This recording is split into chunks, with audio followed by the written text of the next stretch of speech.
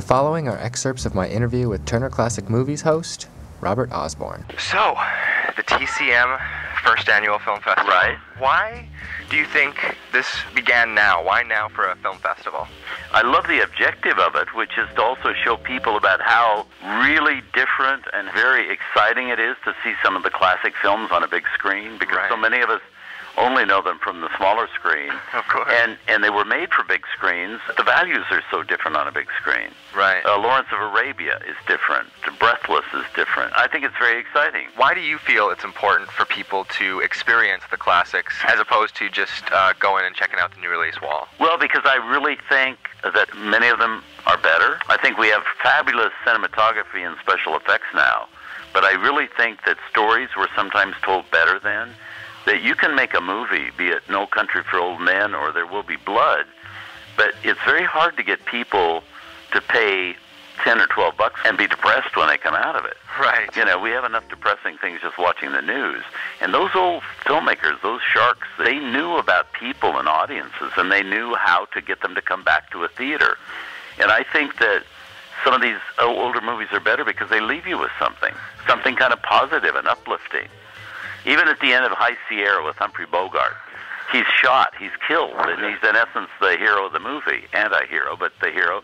He's shot and killed, and his little dog runs up and licks his hand. It's all very touching, but then Ida Lupino picks up the dog, and as she's walking away, as the movie fades out, she's thinking, oh my God, Roy is free.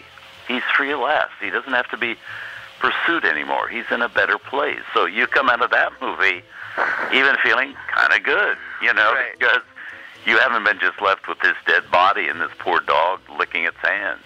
And I also think one thing about our movies, the festival, as well as TCM, and I give credit to Lauren Bacall for this because she said this one time. She said, you know, if you've never seen Sunset Boulevard, made in 1950 with William Holden, that's not an old movie. It's a new movie. Right. If you haven't seen Singin' in the Rain with Gene Kelly, made in 1952, that's not an old film. It's a new movie.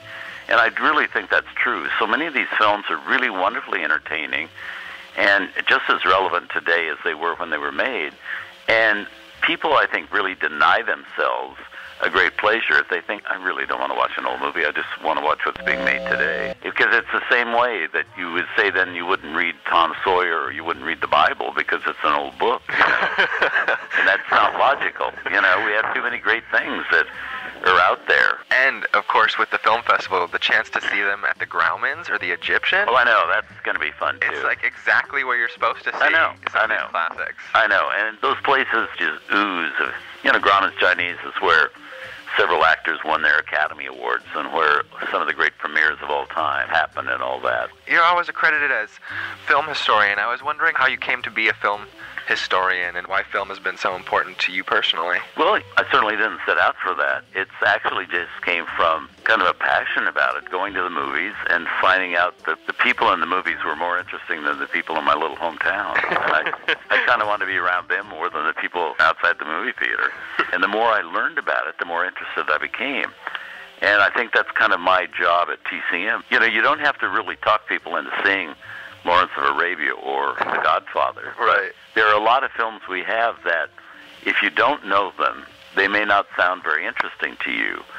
But I think it's my job to kind of tell you why you should watch it or give it a chance, because that's kind of what happened to me. The more I would see these movies and then find out about them, or later when I went to California and could meet some of the people that made them and they would tell me stories about them, the more fascinating the movies became.